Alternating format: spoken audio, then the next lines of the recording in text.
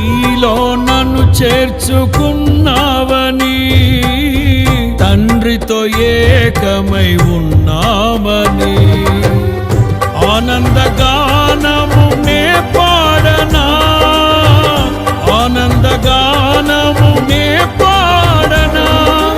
ఏదైనా నాకున్న సంతోషము నీతోనే కలిగున్న అనుబంధమే.